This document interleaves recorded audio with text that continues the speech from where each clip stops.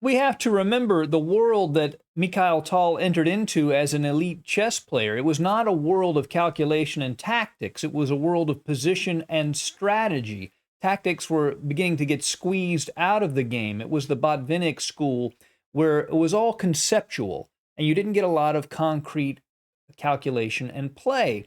And it was said about Tal that he had, quote, devilish luck. That was from Kasparov's book, My Great Predecessors on Tal, and that he had devilish luck, and that it was basically all bluffs, and that he would get caught eventually.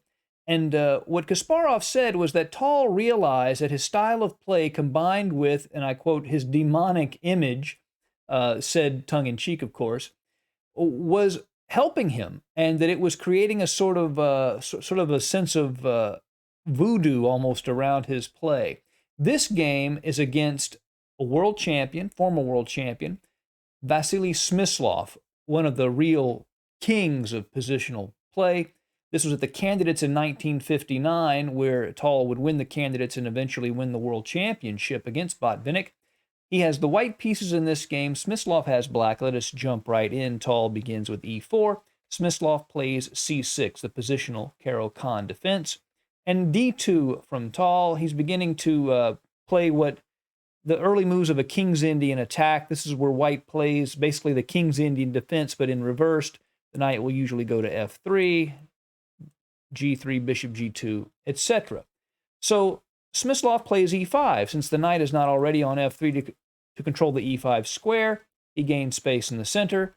Knight g to f3 attacks that pawn, and knight to d7 defends it. And the most common move here is g3, with the idea of fianchettoing this king bishop and playing a King's Indian attack. But Tal changes direction. He realizes he has a lead in development, 2 knights to 1, 2 minor pieces to 1, so he plays d4, mixes it up in the center, and invites the opening up of the position. After pawn takes on e4, knight takes e4, ed4, queen d4, white already seems to have the better of things. He has a centralized queen, and it can't be kicked around by a knight coming to c6. The position is completely opened, 2 open central files, and white has a lead in development. Smyslov plays knight g to f6, and bishop to g5 from Tal, pinning that knight, and bishop to e7. Now, Tal could have gotten a nice pull, something of an advantage here by playing knight to d6 check. After bishop takes d6, queen takes d6, black could play knight to e4. It does relieve the pin and threaten his own queen, but he also counterattacks Tal's queen. And after those queens come off the board, Tal would have the 2 bishop advantage in a completely open position. But Tal, as we know, usually wanted sharper play, and he wanted to keep complications. So instead, he castled long, in continuing to build his development, and he realizes black is almost certainly going to castle short, and that creates an opposite sides castling position, which is inherently a sharp position, and Smyslov does that. He castles on the king's side. Now, knight to d6 is played by Tal, but it's not a check, and black is under no obligation to take that knight. He could play knight to b6, which attacks the knight, and after knight c8, queen c8, probably have an equal position. But here's Smyslov, recognizing the opposite castled kings, plays queen to a5, attacking the a2 pawn and beginning his own attack on Tal's king at c1.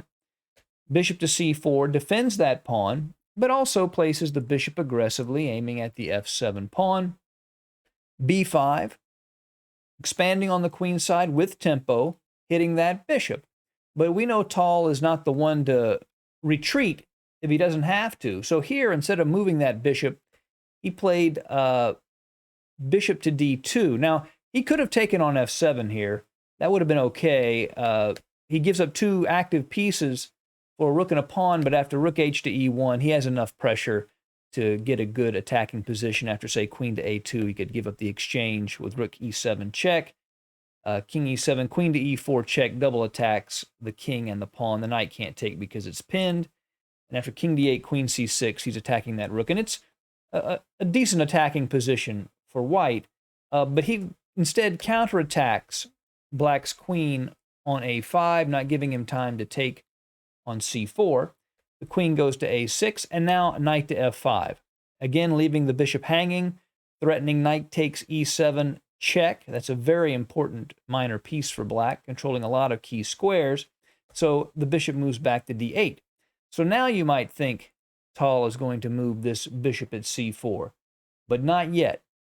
Queen to h4. And there's a very serious threat here. The threat is if he's able to play knight takes g7, if it was his move, knight takes g7 would be very strong after king takes bishop to h6 check, and would be getting in on the dark squares. After king to h8, bishop takes rook, and if the pawn takes bishop, queen to h6, threatening mate, would be bad news, and a knight to f8, rook takes d8. So that's the threat here. So Smyslov goes ahead and takes the bishop. Now queen to g5 from Tal, threatening mate on g7. And there are a couple of ways for Smyslov to deal with this. If he plays knight to e8, then queen could take the bishop. After queen to a2, bishop to c3, we see this bishop on this long diagonal aiming at g7, and white is doing very well. But what about the most obvious move here? G6, right? That blocks the mate. Well, then after knight h6 check, king to g7, bishop to c3, pinning this knight on f6, white has a nice attacking position after queen takes pawn, say rook h to e1. Black might be able to defend, but it's not easy. And against Tal, you do not want to be in this position with black. So instead of that, Smyslov plays knight to h5. The knight defends g7, and the bishop attacks the queen. If he takes the knight, then actually black is much better here. After knight to f6, counterattacking the queen and putting pressure on the knight on f5, queen g5, bishop takes knight, queen takes a2. In this position, black is much better. Of course, he's threatening an immediate checkmate on a1, and after bishop to c3 to allow the king to escape, just knight to d5, and black is much stronger in this position, and white is in trouble. So because of that, Tal does not take that knight at h5. Instead, he plays the move knight to h6 check, forcing the king over. Of course, we know that this pawn is pinned, so it cannot take the knight. King to h8, and now he takes the knight. If Smyslov were to take with the pawn here, then bishop to c3 check creates all sorts of trouble for black's position. If bishop to f6, then just queen takes h6 is the problem. And if black were to take on c3, then simply knight to g5, and mate on h7 is inevitable. It cannot be stopped. So because of that, Smyslov does not take that knight, but instead plays queen to a2, and of course there is the immediate threat of mate, but Tal just plays bishop to c3, pinning the g7 pawn and giving his king room to escape the check. Now, Smyslov had a move here that would have kept things close to equal, and that is the move bishop to f6, immediately challenging the bishop on this long diagonal. But instead he played the more tempting knight to f6, because that attacks the queen, and if the bishop takes the knight, the bishop recaptures, and black is in good shape. But that allows Tal to play one of his patented shocking tactical moves, a really beautiful shot. He plays the move queen takes f7, a very powerful idea. If Smyslov takes the queen, then just rook to d8 leads to mate on the back rank. He can block it a couple of times, but then rook to g8 is mate. Obviously, the knight defends that rook. So what Smyslov does instead is he plays queen to a1 check. The idea is he's forcing king to d2, and now the king is in the way of the rook, and the rook cannot take on d8.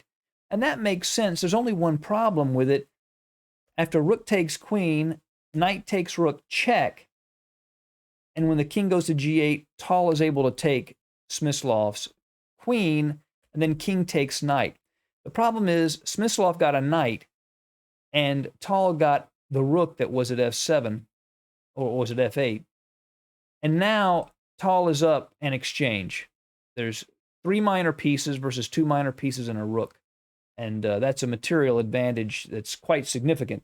Knight to e5 check, hits the king at f7, also attacks the pawn at c6. King to e6, and Tal is not afraid. He goes ahead and takes that pawn. Knight to e4 check, hitting the bishop as well as the king. The king moves to e3. Now, if Smyslov takes that bishop, then what happens is that Tal takes on d8 with check. That's an intermediate move. And after king d7, pawn takes knight, king takes d8. In this position, this is an easy win for white. He's up in exchange, and with all the pieces, most of those pieces gone, black has no way to generate sufficient counterplay for the material that he is down. So because of that, Smyslov plays bishop to b6 check, and Tal could take the knight and be fine, be winning, but instead he plays bishop to d4, just neutralizing those active pieces.